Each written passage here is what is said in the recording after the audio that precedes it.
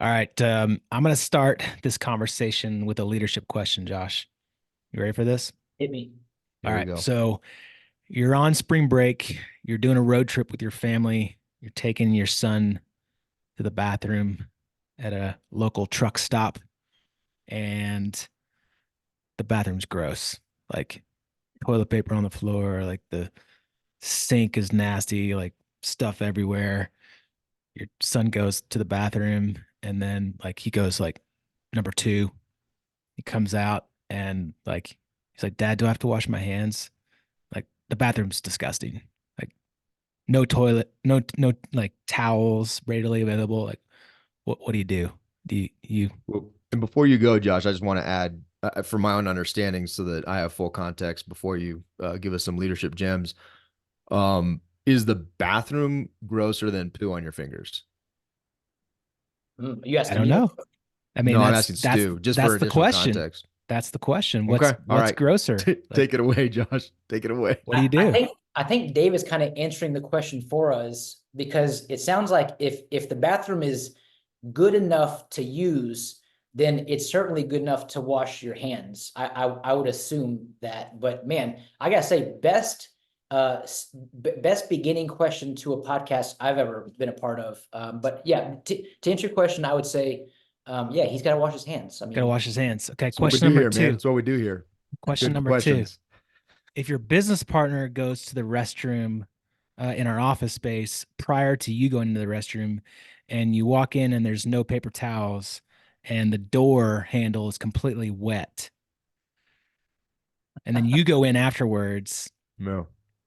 do you wash your hands afterwards and then just have wet hands and continue to add on to the grossness of wet door handle, or Great do you question. not wash your hands? Great I question. think any good business partner sets their business partner up for success. He clearly washed the door handle for you on his way out after doing his own business. Josh, here's the deal, man. I think this is gonna be a really good podcast. I appreciate you already because you know like bro code, man. Like you understand that.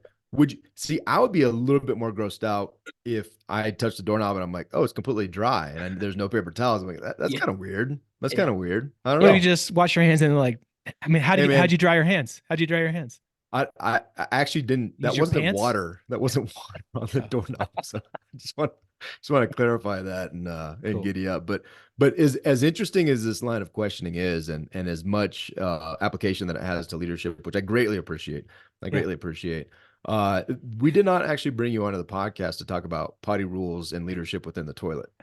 Although critical and although something that I think more people need to talk about, particularly those that don't wash their hands because there are Mhm. those, and I think those people are gross. If you're a listener and you don't wash your hands, I'm not judging you, but I do think you're gross. Just throwing that out there, and maybe you should check that. But Josh, super excited to have you on the show. Super cool website and book. Appreciate you sending it. Well, you sent it to Stu, which I find to be. I mean, that was that's fine. We'll get Dave, I past owe you that. one. I owe you one. I apologize. Yeah, yeah. No, it's all good. But I do also want to acknowledge for those that don't watch our show, but just listen to it. Uh, amazing beard, amazing beard, and from Thank there you. I'll let you take over.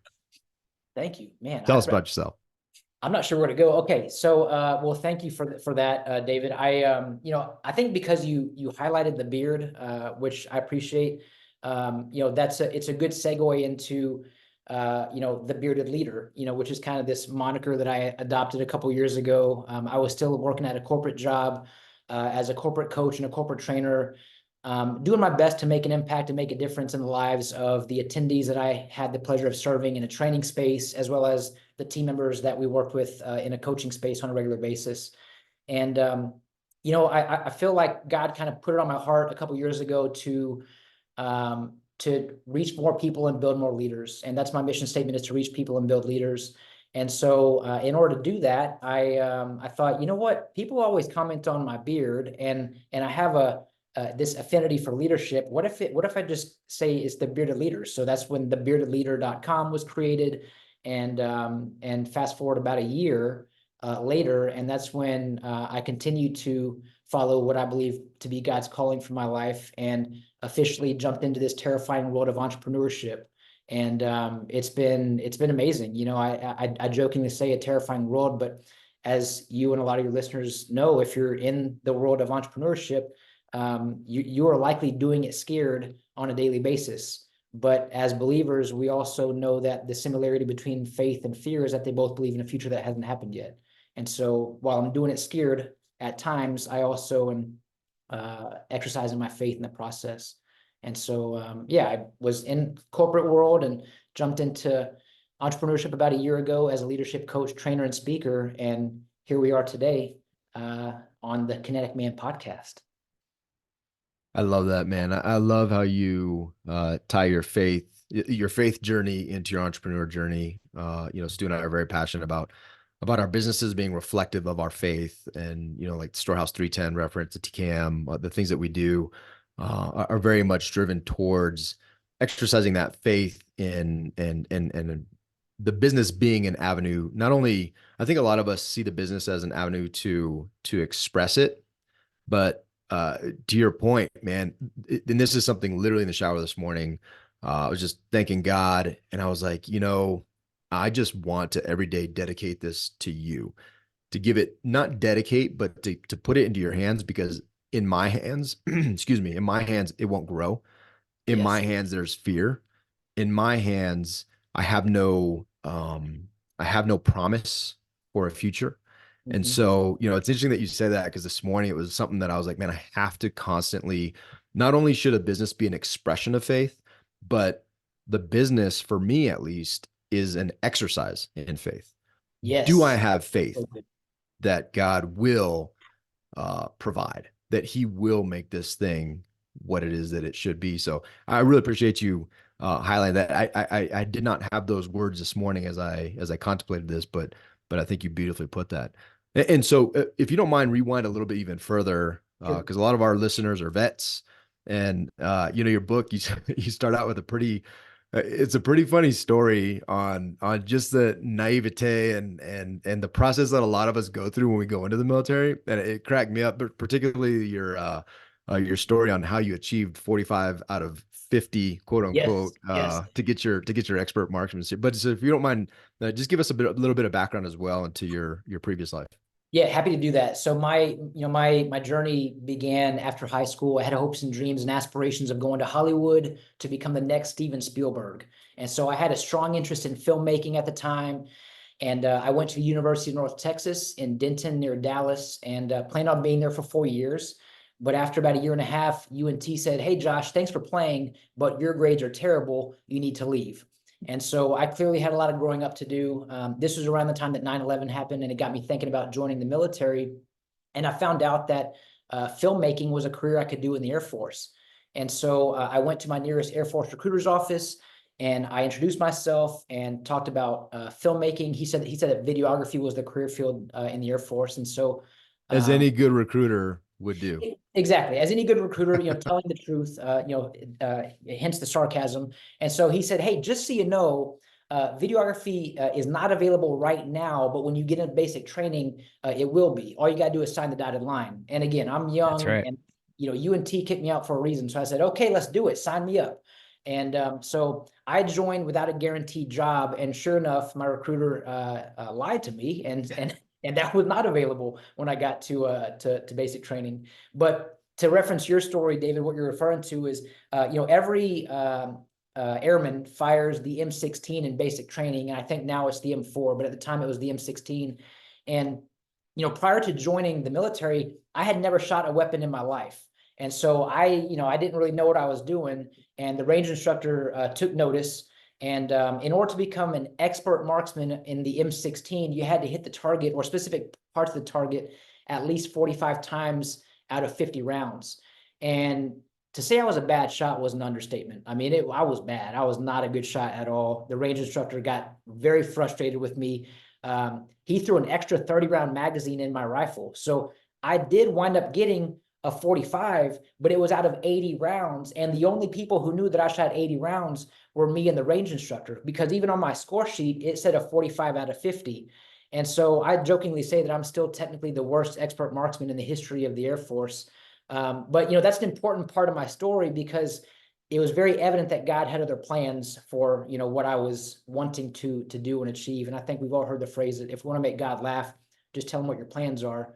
He got a good chuckle out of what I wanted to do and course corrected me accordingly. And so eventually, you know, I got into security forces, which is military police, which if you know me, you know, that's not really, you wouldn't expect that to be my career in the Air Force. You know, I say career, I did a 4-year enlistment, but that's not really my personality. But that being said, I have a high respect for anyone in law enforcement and security, and gained a lot of incredible friends who I still consider family to this day. The camaraderie, as you guys know, and a lot of you listeners know, the camaraderie that you have in the military is really hard to achieve and exceed in the civilian world. And so met a lot of amazing peers and mentors through my time there. And yeah, really couldn't be happier with how things eventually worked out. But it was definitely a funny beginning to the journey. That's awesome, man. I call that up. I call that that's good leadership right there, right? It's good leadership. I Just think to so. I don't know. set you up for success, man. Yeah, that's it. Hey, I'm curious. So your book is all about leadership. You know, you talk a lot about in your coaching, you know, helping leaders grow. Um, you know, from a basic definition, like what would you say makes a really good leader? So great question, Stuart. I mean, you know, there's a handful of individuals who have influenced me in my life in great ways. A lot of which don't even know me. You know, and for me, I think the world-renowned leadership guru. When I think of that person, I think of John Maxwell, and his definition of is leadership is influence, nothing more, nothing less. And I like that definition because it's so simple, but it's so true. I think being able to tie into that, if we are influencing and developing people, then that truly is the definition of leadership. There's a question that I ask all of my clients to ask themselves, and that is, does my team feel the weight of my title or the energy of my leadership? And I think if people are feeling the energy of your leadership, you're influencing them in a great way. Now, to be clear, the energy of your leadership could be felt in a negative way as well. And so we have to remember that we're contagious. We can either infect or we can affect. So are we affecting people in a positive way through the influence and energy of our leadership?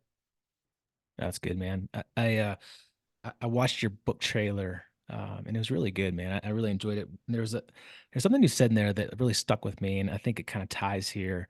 And I'm just going to read it because I wrote it down. I said, "You said our calling to influence directly stems from how we view the world."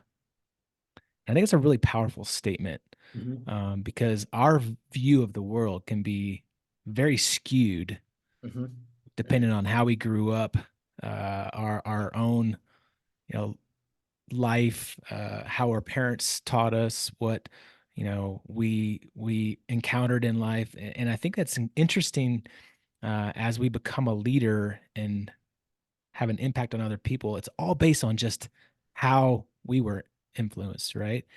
And then at some point, to be a really good leader, we need to kind of change that, right? We need to change how we view the world through other experiences, surround ourselves with other people, seeing things differently, getting a different viewpoint, having people open up our blind spots, right? And so I'm curious, like from your experience, of teaching people, leading people, what have you found has helped you grow your view of the world past like how you grew up? You can't be a great leader if you're not a great follower. And something I have learned over the years is I have to remain coachable. I have to think like a rookie. I have to recognize, to your point, Stuart, I have blind spots. And you know, and I'll regularly say, like, hey, if you think you don't have a blind spot, that's a blind spot. We all have blind spots. We all have opportunities. You know, we all have these experiences and these things that have occurred in our life, in our upbringing, that has allowed us to have a specific perspective on anything, you know, a view on the world, a view on people, and good, bad, or indifferent. And the beauty in all of this is, while there are some perspective shifts that we need to take, we also want to hold on to the fact that nobody else shares your perspective. We are each one of one. So our perspective is not shared by anyone in the entire world, which makes us influential. We have the ability to influence those around us. And if we can influence those around us, we can affect change. And I believe that anyone who is a change agent is a leader. So if we're connecting the dots, what we're going to realize is that every one of us, any one of us who are listening to this, is a leader. For a lot of folks, myself included, for years, I didn't view myself as a leader. I didn't believe I was a leader. I put labels on myself when I was younger, and I couldn't grasp the concept that I was someone who other people would want to follow or be influenced by. And so I learned through the years on how to be a good follower. And eventually, when my own perspective began to shift, I then began to start implementing some leadership skills and practices that allowed me to lead and also continue to be led. But with perspective, the way that we view things drives the way that we do things. And for a lot of us and a lot of my clients, what we work through is a small shift in perspective. Anytime you work with a coach or a mentor, there are some folks who might believe, man, my life is a mess. I've got so much work I need to do. I need to make a massive 180-degree change in order to really affect change. But the reality is you are this close. And I mean, we're so close to experiencing breakthroughs, but we don't realize it until we have someone who can speak truth into us, speak life into us, and help us with a small shift in perspective to ultimately help us start doing things differently. Yeah, one of the things, and this was a very practical outpouring of my preparation for this podcast with you, and just looking at some of your things, looking at your, reading your book, looking at some of the videos that you put on your website, which we didn't mention it, but it is thebeardedleader.com is the website. And I'll tell you, this hit me, as I was preparing to talk to you, and I was looking at your coaching program. And I also have a coaching program. We've talked to, we did a podcast recording yesterday with somebody who does a coaching program, and there's all these coaches. And it was really interesting. I'm like, man, everybody, this is such a saturated place is coaching. Like everybody is a coach now. And I had that thought. And then I had, because of the preparation for this, the immediate thought after that was a perspective shift. And I said, yeah, but whoever gets enough coaching? Like, I'm a huge believer in coaching. And so every time you get coached, that person, especially if like you, they are dedicated to pointing themselves into the lessons of, for you specifically leadership. For me, it's, I'm very focused on, mindset and helping people to, again, a slight perspective change, expressing gratitude, like different exercises that I'm very passionate about taking guys through. And it just hit me in that moment. I'm like, this is not a saturated field. This is a field full of, and the word that came into my mind immediately, and I really try to integrate this word because it's a God word, is abundance. And Yes. just Yeah. preparing for this podcast, so I want to thank you, but it really forced me immediately when I had that thought, that negative scarcity thought of coaching being this saturated thing, that it just hit me so clearly that I'm like, nah, man, we serve a God of abundance. We live in a world of abundance. What can I not learn from somebody? Thank you. Yeah. Right. And I can learn from anybody, especially those folks that have dedicated their time and their effort into being to being a resource in that field. And so I just want to thank you. And if you don't mind speaking on that too, because it literally was a negative scarcity thought that immediately was countered by an abundant thought. And it gave me hope for myself too, right? It gave me hope for like, no, man, I have something. If anybody hires me to be their coach, they're going to be blessed by that. They're going to Yes. get something out of it. And if they don't, that's their fault. And if I see it that I can't grow, that's my fault. 100% that's my fault That's because that's right. not the truth. I love that, David. I think you're right. There are a lot of coaches out there. For me, most of the people that I know in my life don't have a coach. Even though there's a lot of coaches out there, most of my friends, family, 100%. don't have a coach. And I think it's important to recognize, just to your point, we can learn from anybody and everybody, especially because we now recognize each person has their own unique individual perspective that is not shared with anyone else. We can still learn from someone. But going back to, I know in a lot of work that you do, David, as you mentioned, is mindset stuff. And the thought that you initially had was a negative one. But what we know is that humans have up to 60,000 thoughts per day. And studies will show that 80% of our thoughts are negative and 90% of our thoughts are repetitive.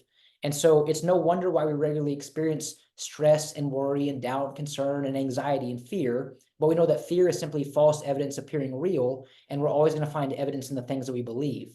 And a lot of the work that I do begins with mindset. I think any kind of coach, you got to work on mindset first before you get into the bulk of the actual niche. And so we know that the thoughts that we have will dictate the feelings that we have, and the feelings that we have will dictate our actions, and our actions will ultimately dictate our legacy. So if we want to change our legacy, it begins with our thoughts. The problem is, for a lot of us, we make the mistake of assuming that all of our thoughts are true. And so the good news is, David, you have a thought and you immediately start challenging that thought because you recognize how important it is to challenge those negative thoughts and turn it into a different perspective. But there's so many people who don't know how to do that. There's so many people who struggle with managing their thoughts. And ultimately, this is why I regularly say everybody needs a coach. And I mean, I'll tell you, I have my own counselor who I see once a month. I have my own coach. Even as a coach, I have my own coach who I see twice a month. And I'm married to a licensed professional counselor. So I get free counseling even when I don't want it, which is probably too often. Especially when you don't want it, right? Especially when you don't want it. Especially when you don't want it. Yeah. One thing I just want to, I want to repeat it because I actually sat on that line in the book because I didn't know that, but I really had to process the 60,000 thoughts in a day, 80% negative, 90% repeated. And so as I kept reading that, I'm like, dude, so the 80% that are negative, those are the 90% the repeated are just those. It's just a reinforced negative circle of just of negativity, right? And so when you wrote that, I'd never seen that stat before, and I was like, oh my gosh, that is fascinating to me on how much time, effort, capacity is taken by the negativity. But then to your other point, you can short circuit that. And you can inject things. And like for me, I love, Bible verses, right? Like you can inject Bible verses into that. Like, nah, that's a lie. That's a lie from hell, right? Because this is what Jesus said. And there's ways to, and really, I think one of the best things, and you just said that as well, is one of the best things you can do is just stop and be like, let me challenge that. Exactly. Even that process can get you out of a cycle. Just not that you have to have an answer and not that you have to be able to counter every single one of them. Oftentimes it's just a stop and a like, is that true? And then that thought is gone, right? It's just that it just goes away. Like because you have another 60,000 that you have to get to. Yes. Yeah, you're right. There's a long way to go and a long way to grow. But, I love what you do, David. Even with your own clients, you talked about exercising gratitude. And a lot of folks don't practice gratitude or don't know what a gratitude practice looks like. And just a gratitude practice, Bible verses, journaling, there's so many things that we can do to even without a coach or without a counselor or a mentor. These are practices we can do individually that will allow us to start challenging those negative thoughts. Josh, why? So you said that most people don't have a coach. And we have these statistics of all these negative thoughts. And we know that changing our mindset will help that. We know that coaches are good for us. We grow up with coaches. We have baseball coaches, soccer coaches, teachers, and then we become an adult, and then we decide we just don't need a coach anymore. We know that eating healthy and exercising and lifting weights and reading books, like all these things are good for us, but a lot of times we just don't do any of it. Why? Why do people not hire coaches? Why do people know this stuff is good for them, but they don't do it? Great question. So I like that you alluded to the physical aspects of things. Like we all know that cake and cookies and ice cream is bad for us. We know that sugar is not good for us, but that doesn't mean that we're gonna quit eating sugar. I'm gonna crush some brownies, dude. I'm gonna crush some brownies. Hey, I'm telling you, man, Bluebell down here in Texas, Bluebell ice cream. They're always releasing something good, and I got to tell you, it's moderation. It's moderation. But back to the question though. When I first hired a counselor before I had a coach, and I hired a counselor, and I was in a place where I really was struggling. This was years ago, and I did not know how to manage my thoughts the way that I currently do, which thanks to a counselor, I now can, but I didn't know how to manage the thoughts that I was having. I didn't understand how to navigate life without these 80% negative thoughts and 90% repetitive thoughts. And what was happening was, as I shared earlier, the thoughts that we have dictate our feelings dictate actions, actions dictate our legacy. That word legacy can be interchangeable with results as well. The actions that we take dictate our results. The results that I was achieving at the time were not conducive to the one I wanted to ultimately leave a legacy on. And so I knew that I needed help. I didn't know where to start. I didn't know how to begin. And so my initial thought was, I can't afford a counselor because I wasn't making that a part of my budget.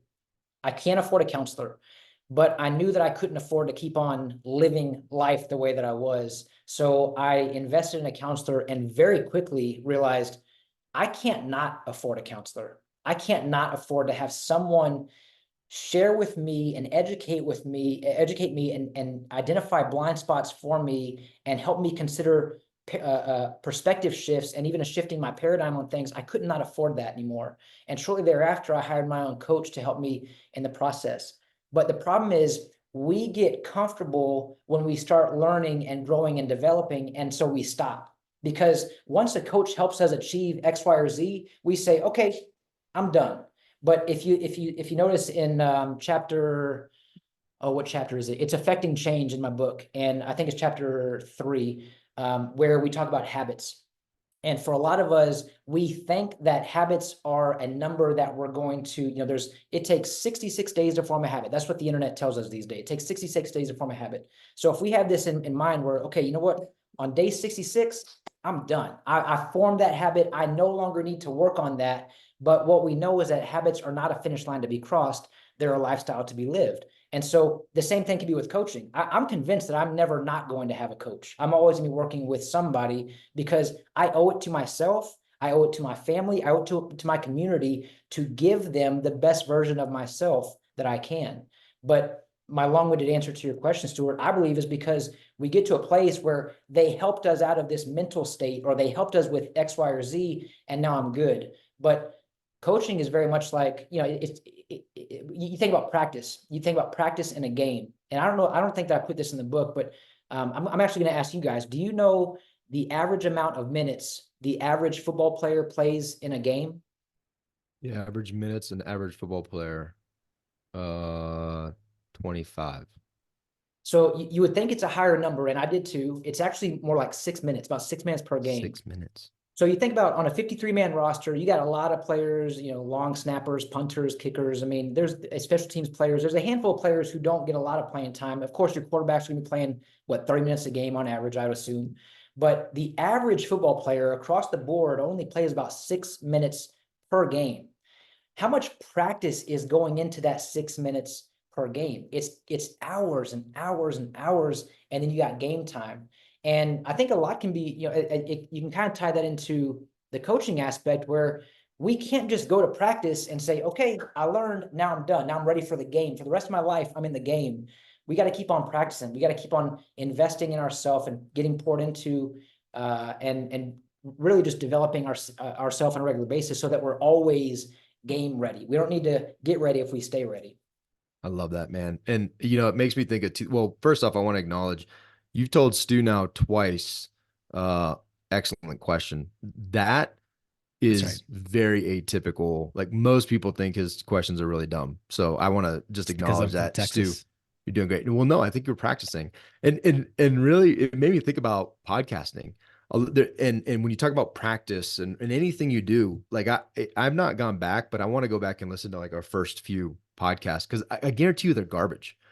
And I'm not saying that we're amazing now, but the level of comfort, the level of flow that we have now is like, we could jump on any podcast at any time and just go, right? Because you're continuously doing it, and twice a week we're continuing to do it and continue to do it. And 5 years from now, who knows? Maybe we're like singing through a podcast and it's amazing. We're doing different things and being, groundbreaking in different areas. But I love that you highlight that, and I think I think it's critical that folks overcome. I think leadership is very similar. Folks overcome the idea. In order to be your best, you have to overcome the idea and the resistance and the speed bumps of like, man, I just don't know if I can. I don't know if I'm never going to be as good as Kobe, right? Well, Yes. yeah, dude, but dude shot, like I'm telling my kids now, I'm like, hey, you guys want to be good at basketball? Like that dude shot hours and hours and hours a day, every single day. That's what he did.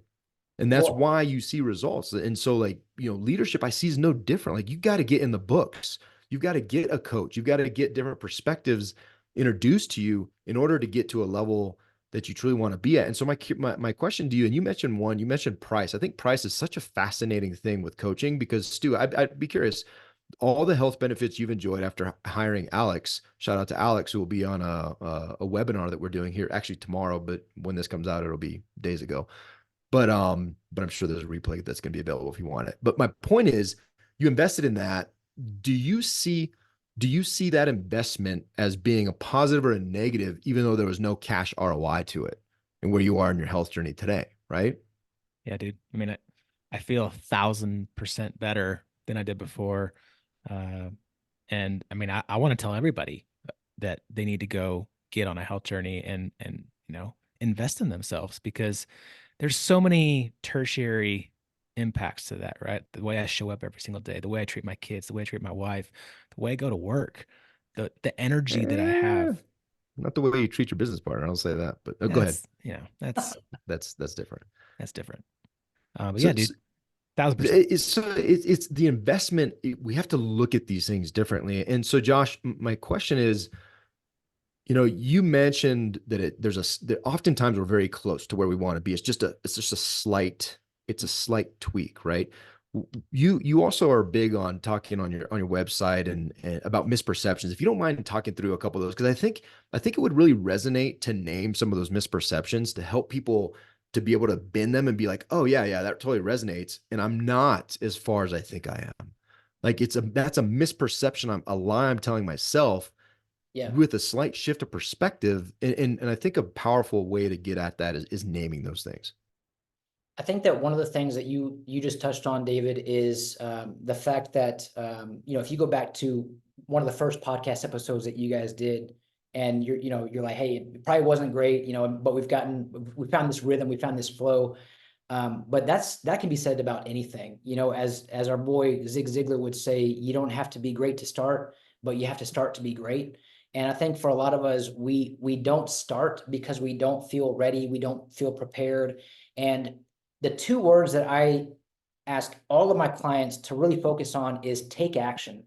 Take action. We don't have to be great to start, but take action. What happens is motivation and confidence actually tends to follow the action. But so many of us are trying to get motivated and trying to get ready and feel a certain kind of way before we actually get out and do something. But if we just do something, it doesn't have to be good. We can keep on doing it to be great.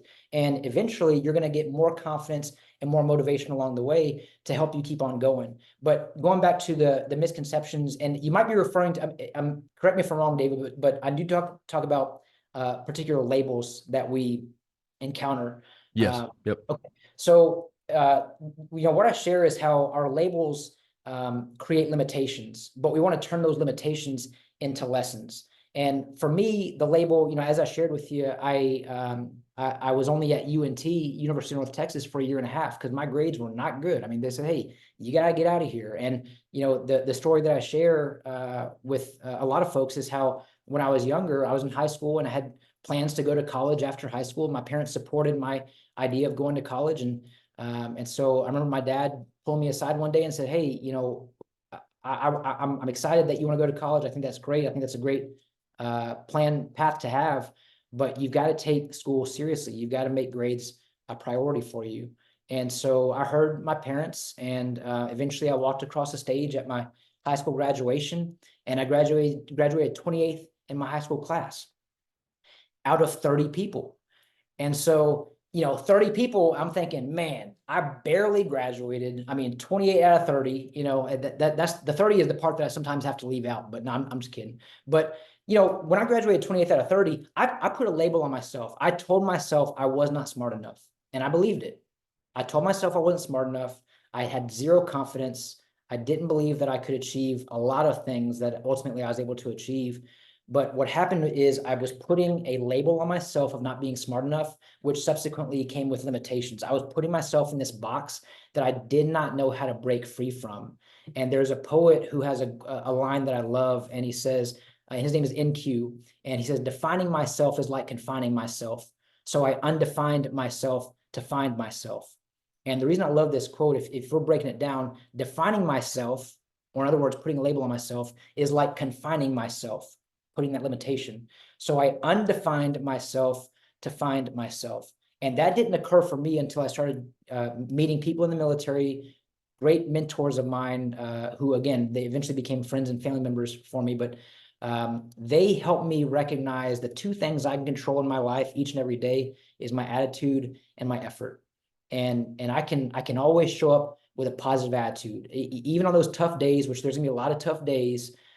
We know that not every day is going to be a good day, but we can find the good in every day. And I can still choose positivity on those tough days. And I can always provide maximum effort. And when I was able to start surrounding myself with people who are speaking truth into me and helping me realize how important attitude and effort and showing up and perspective and all these things were, those limitations began to crumble. And I was able to break free from those chains and turn those into lessons. And so I think for, if we're going back to the original question, I know you talked about misperceptions. For me, a misperception was that I wasn't a leader. A misperception was I wasn't smart enough. I wasn't capable. I wasn't qualified. I wasn't credible. I wasn't fill in the blank. A lot of listeners can say, I wasn't this or I'm not this. And my encouragement to you is to break free from those limitations, turn those into lessons by challenging the thoughts that you're having. Just consider something different, because you can say, well, no, I have evidence in what I believe. And we're always going to find evidence in the things that we believe. If I believe I'm not smart, I will find evidence that backs that up. I will find evidence that supports the thought that I'm having. But remember, the thoughts that we have are not always true. They're not always accurate. And so we have to force ourselves to challenge what we're thinking and consider a different perspective, because to your point, David, man, just a small 3 or 4 degree shift can change our lives. I joke with my wife about this a lot. My wife, will have some idea. She'll see something somewhere and she'll get this idea of like, whatever it is, it could be bad for you, good for you. And she's got these thoughts in her head.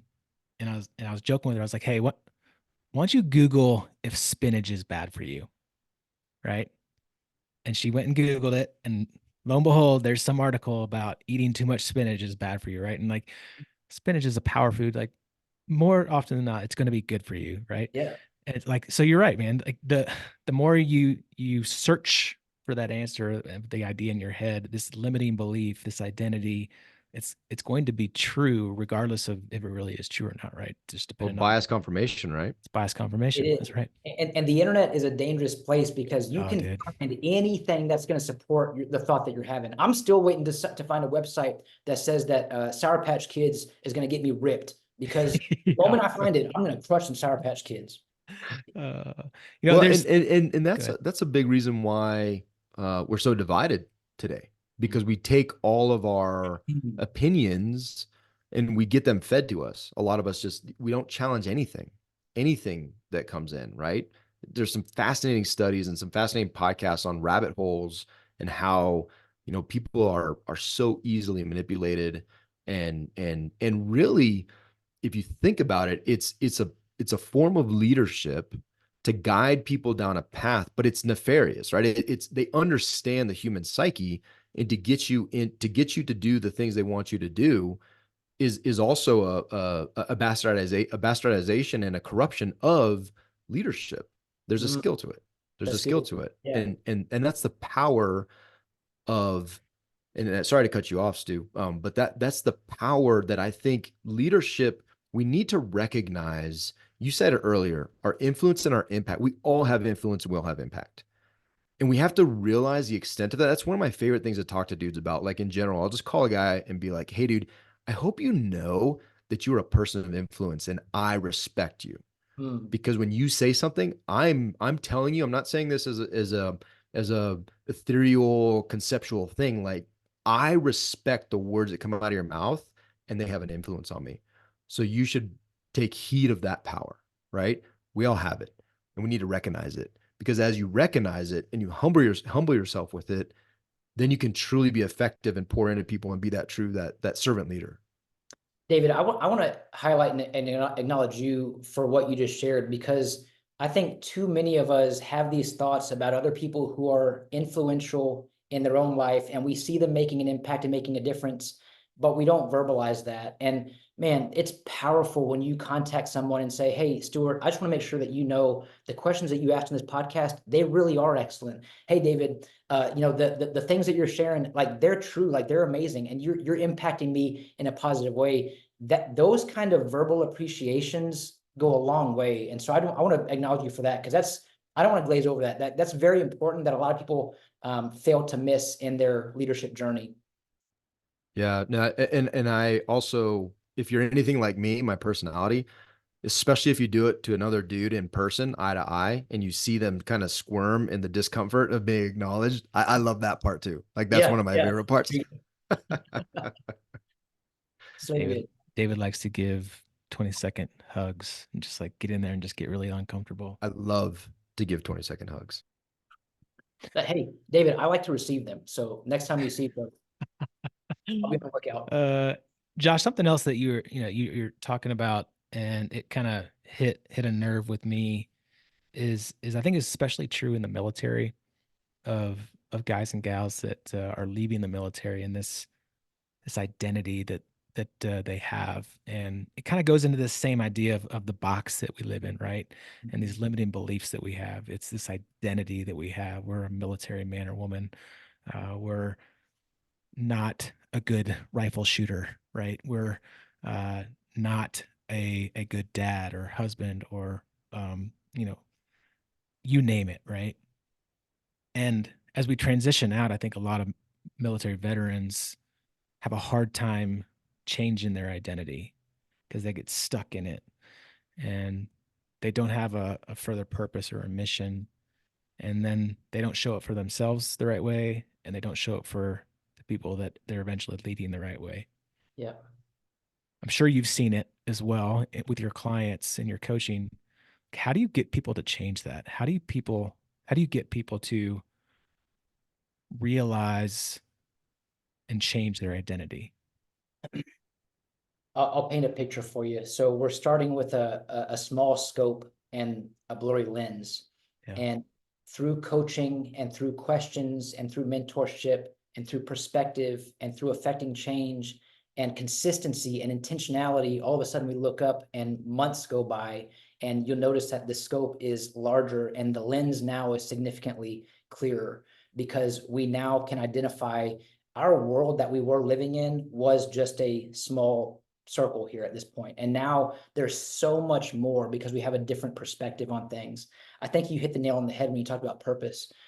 It's easy to identify what your individual purpose is within your branch of the military or whatever you're doing within the military. You have clarity and direction through the structure that the military provides. But the moment you get out, that structure that we all crave, but we don't know that we crave, is no longer there. And there's a lack of clarity and direction. We also no longer have our purpose because our purpose was tied to the identity that we had in the military. So what I encourage any client to do is discover what you're passionate about. Like, what is something that, and I'll just start like, hey, what makes you smile? Like that's a question I'll just begin with. What makes you smile? What makes you happy? Like what lights your fire? What gets you hyped up, right? And so when you start finding something that you were excited about, something that you're passionate about, you'll typically find your purpose through that passion.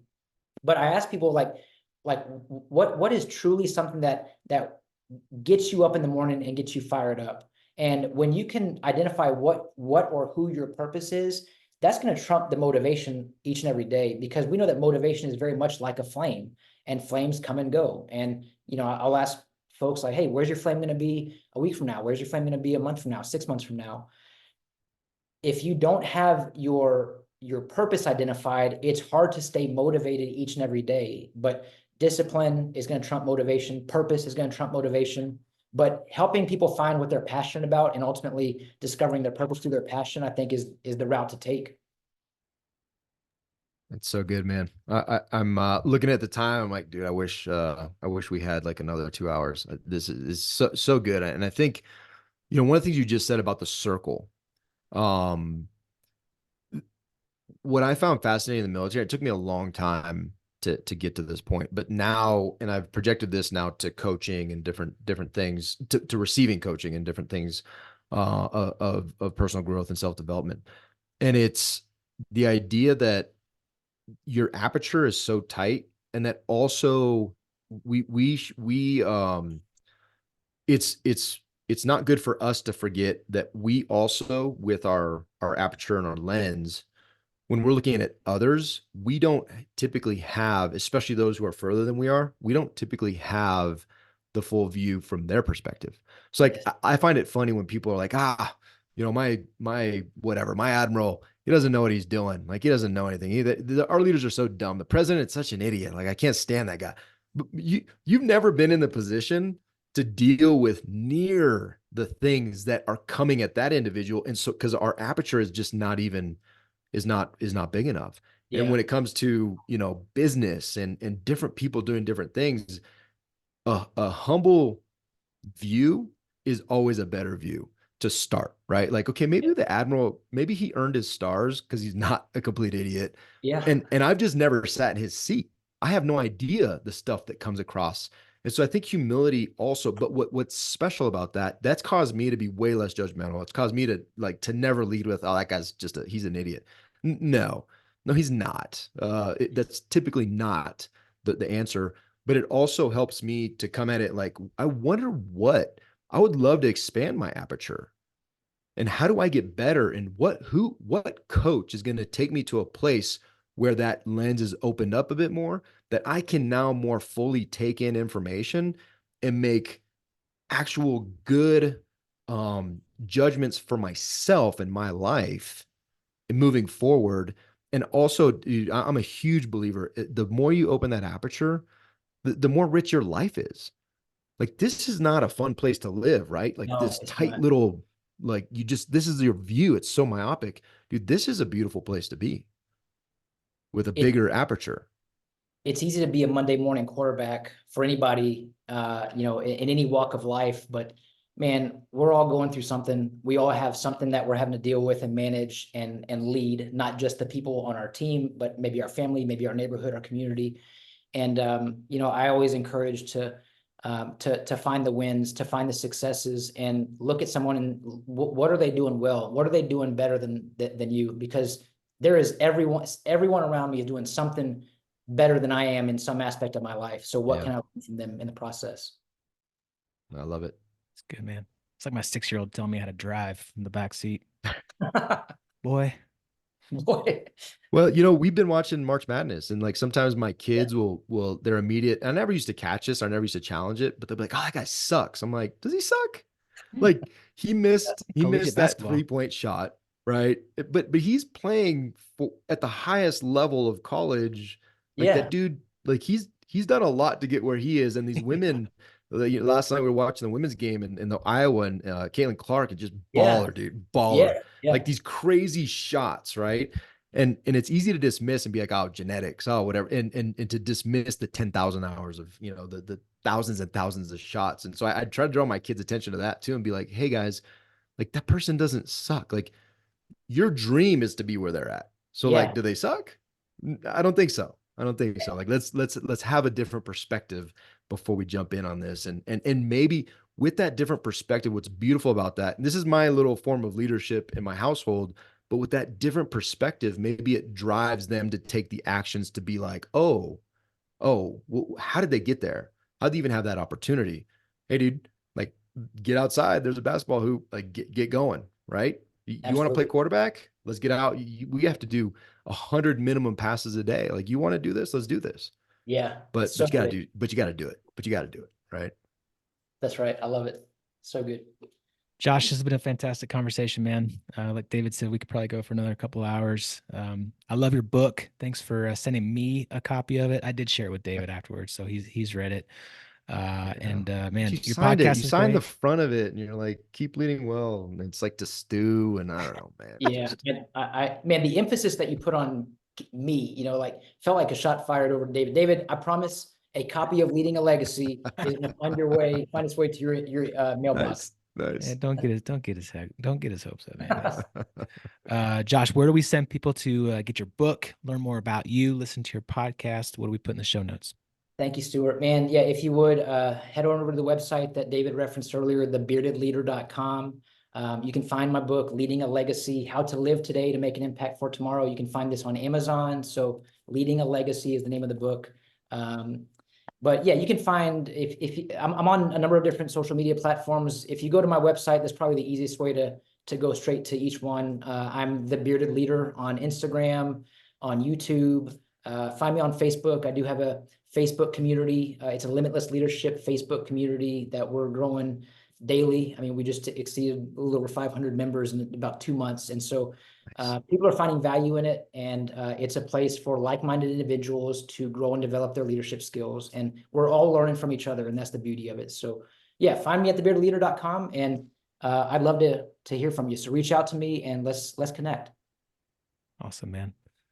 Love it. Hey, Josh, I just want to acknowledge you as well. Like, I appreciate the fact that you are doing the work to live in your God-given gifts and abilities. And what I love most about that is that it's blessing others, right? It's helping others to become more than they currently are, and getting towards that potential and who that God created them to be. And you're a conduit, you're a catalyst for that.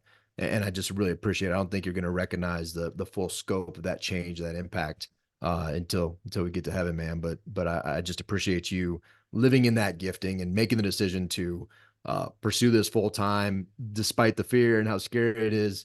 I really appreciate the fact that you're doing that, and it's blessing. Excuse me, it's blessing others. So thank you. Thank you so much, man. Thank you. I appreciate that. All right, guys and gals, reach out to Josh. Go buy his book. Check out his podcast. Go to his website, thebeardedleader.com. And let's all go take uncommon action. See you. See you.